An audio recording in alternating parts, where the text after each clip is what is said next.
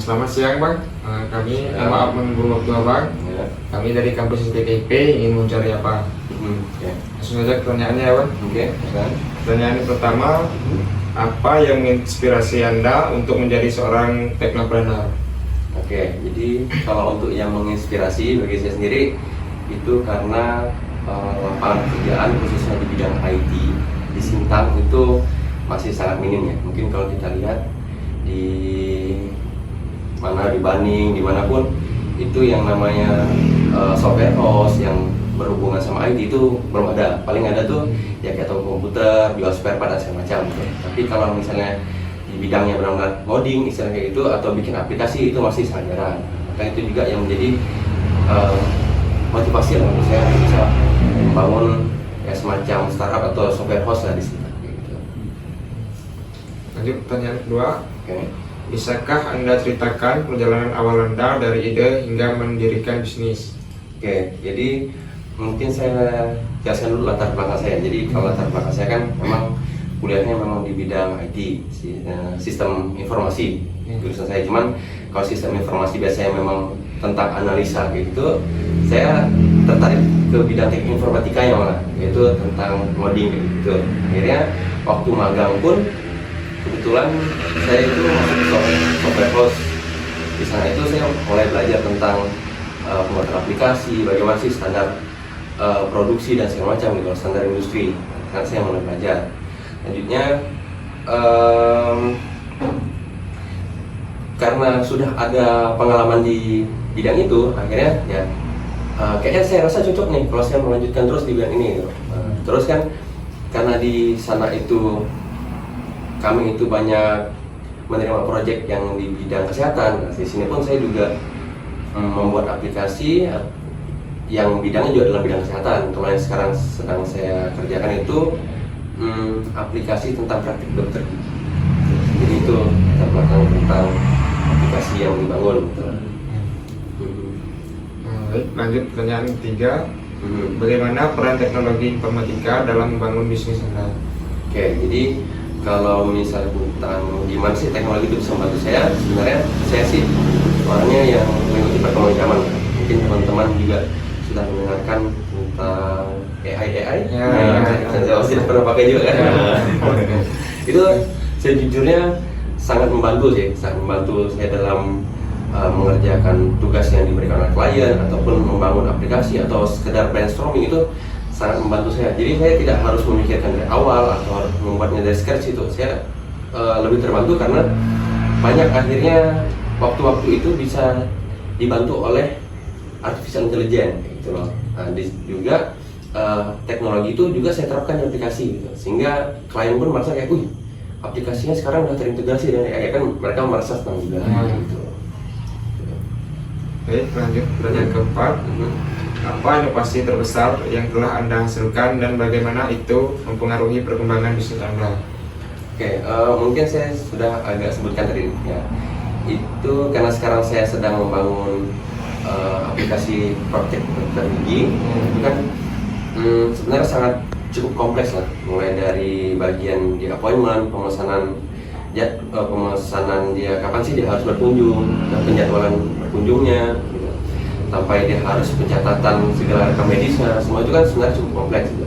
Terus misalnya dengan di sisi dimana si dokter gigi ini harus memberikan catatan nih tentang apa sih yang telah dilakukan gitu. Kan itu kan sebenarnya adalah sesuatu yang sangat panjang ya, rekaman catatan itu. Tapi karena di aplikasi saya menggunakan AI, jadi si dokter gigi tinggal mengetikkan saya sedang melakukan ini pada gigi ini, maka nanti akan di-generate tentang notes-nya itu seperti apa gitu. Jadi di bagian ini nanti di-generate, dia tinggal ngedit aja. Kan lebih enak kita ngedit daripada kita nulis dari awal sampai akhir. Terbantu di situ sih. Baik, lanjut pertanyaan selanjutnya. Bagaimana Anda memunculkan ide-ide baru untuk bisnis Anda? Kalau saya sendiri sih sebenarnya tidak terlalu yang tanda kutip kreatif ya. Cuman bagaimana saya mengatasinya itu biasanya kalau untuk mencari ide-ide, biasanya saya lebih senang tuh cari inspirasi gitu. Kan juga lumrah ya kalau kita misalnya tidak tanda kutip tidak kreatif amat, ya kita tinggal lihat nih aplikasi yang misalnya pengen kita bangun. Misalnya seperti saya kemarin pengennya aplikasi praktik dokter gigi, nah, berarti saya harus cari dulu referensinya, aplikasi yang serupa seperti apa sih. Jadi kita sambil melihat juga saingan lah kayak gitu. Nah gitu kan, kita melihat juga punyanya orang lain seperti apa gitu. Aplikasi orang lain seperti apa sih mesti kita tinggalkan gitu. Meskipun mirip, tapi kan jika kita punya value yang bisa menjadikan aplikasi kita ada nilai jual, ya itu akan menjadi sesuatu yang baru itu. Nah situ sisi kreatifnya. Baik, lanjut pertanyaan selanjutnya. Apa tantangan terbesar yang Anda hadapi sebagai seorang teknopreneur dan bagaimana Anda mengatasinya?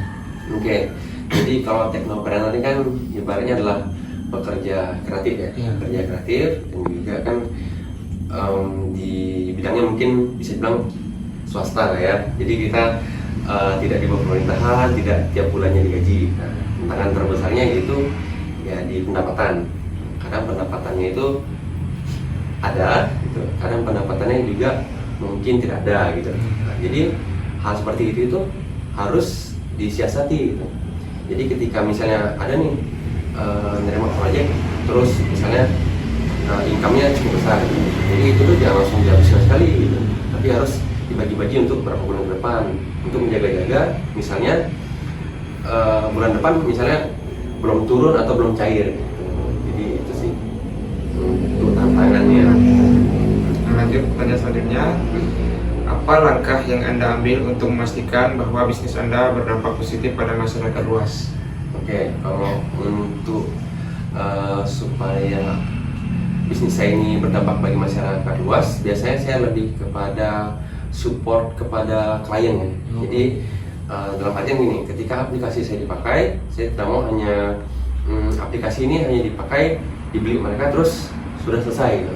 Tapi harus didukung, mereka harus benar-benar bisa menggunakan aplikasi itu, sehingga nanti ya aplikasi yang dibuat ya tidak cuma nganggur aja gitu, tetap mereka pakai gitu. Jadi tidak sia-sia yang mereka beli ini gitu. Jadi kalau misalnya mereka hanya beli terus ya udah mereka pakai ya percuma dong saya bikinnya. Nah, itu saya juga merasa tidak apa ya, tidak suka lah seperti itu. Nanti kan saya juga dah perlu usaha juga membuat aplikasinya, masa dari pakai kan. Saya terus memastikan bahwa aplikasi dipakai oleh pengguna. Lanjut selanjutnya. Gaya kepemimpinan apa yang Anda terapkan untuk memotivasi dan mengelola tim atau karyawan Anda? Oke. Kalau untuk itu saya mungkin nggak tahu juga nama jenis kepemimpinan apa, cuman kalau saya itu sistemnya lebih kepada reward dan punishment gitu. Jadi tapi lebih kepada reward sih. Jadi ketika misalnya tim ini capai target, ya udah kasih mereka reward aja gitu. Daripada diberikan punishment, biasanya orang cenderung terbiasa dengan hukuman.